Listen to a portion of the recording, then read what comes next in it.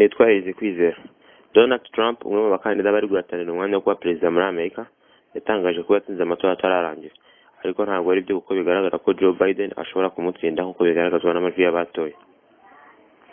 Mu myaka isaga ijana ntabwo abanyamerika baherukaga kwitabira gutora nk'uko byagenze muri uno mwaka. Ese ni ukubera iki? Ese ni ugushaka gukura Trump muri White House nk'uko bivugwa na bamwe mu mpuguke za politiki? Trump wagiye muri White House muri 2016 biravuga ko adashobora gusubiramo uko byagenda kose. Ni ukuvuga ko adashobora kongera kuyobora Amerika. Abavuga ibi hari impamvu nyinshi bagaragaza. Impamvu ya mbere, Trump ku ngoma ye muri Amerika nibwo COVID-19 yaje ku isi. Umunsi umwe Trump mu magambo yavuze ko coronavirus ari indwara nk'izindi. Nk'ijambo ry'umukuru w'igihugu, abaturage bahise bumva ko bisanzwe. Barangije bisama basandaye maze corona si ukubica karava. Amerika n'abanyamerika nabo bati Trump ntabwo ashobora kongera kutuyobora. Impamvu ya kabiri ishobora gutuma Trump adatorwa nuko ku ngoma ye muri Amerika hari haje irondaruhu bishimangirwa n'abantu bagiye bitwa ku ngoma ye nka George Floyd wishwe atsikamiye ku rutugu paka ashize mu mwuka. Abanyamerika nabo bati Trump ntabwo ashobora kongera kutuyobora. Impamvu ya gatatu, Trump ntabwo yigeze acunga neza ubukungu bwa Amerika kuko ubundi mbere yuko Trump aba perezida, Ubushinwa bwagombaga gukora imyaka 30 Amerika nta kindi kintu ikora kugira ngo bufate ubukungu bwa Amerika. Ariko aho Trump yagiye ku butegetsi ngo Ubushinwa burasabwa gukora imyaka 5 gusa kugira ngo bufate ubukungu bwa Amerika. Igihombo cyumvikanira buri wese. Abanyamerika nabo bati uyu mugabo ntashobora kongera gukandagira muri White House. Tanga igitekerezo cyangwa ingingo wifuza ko twazaganiraho muri comment, unatanga wowe impamvu wumva ko Trump yatorwa cyangwa atakongera gutorwa. Mu gice cya kabiri cy'iki kiganiro tuzareba ese Trump yongeye gutorwa byagenda bite. Ese none aberabura ntiyabamara nk'uko byagenze muri kino gihe cy'imyaka inayoboye. Ndi Kwizera Elise ni Mr. Hash, nkusa gukora subscribe kuri channel yacu. Niba ushaka gutembera isi no kumenya ibibera ibyabaye n'ibishaka kuzabera muri nose dutuye. Murakoze, ndabashimiye.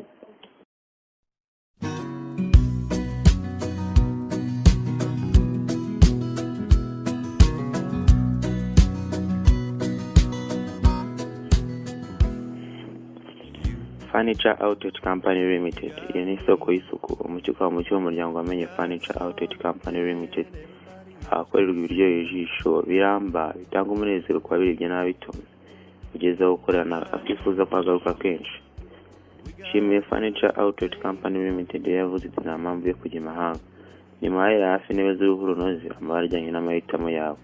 Zimwe wicaramo ukavimvira, amabara agataha ku mutima. Ubune wibwiriza gariderobe, utubati, ibitanda by'ubwoko bwose, intebe z'ahantu hose, nko mu rusengero, muri salamanje, muri jaride n'ahandi hose ushaka. Ndakubuza kutagira impungenge zo kugira ikibazo kubera ko byose bijyanye na meuble urabihasanga keretse ibitabo. Ese nawe turi gushama no gutunga made in Rwanda mu nzu yawe. Ibyo byose twavuze haruguru hari inzira imwe yo kubigeraho. Ndavuga kugira amahoro ku mutima no gutunga made in Rwanda mu nzu yawe.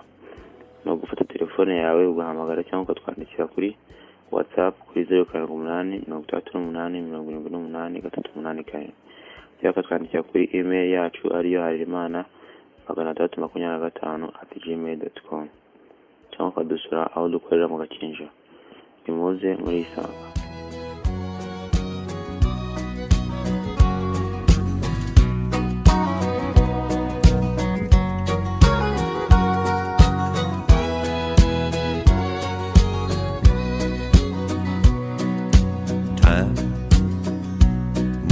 Along.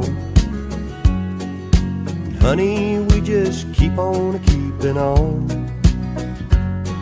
'cause love makes us strong. As long as we got love, we can't go wrong. We don't need no money, honey, you and I.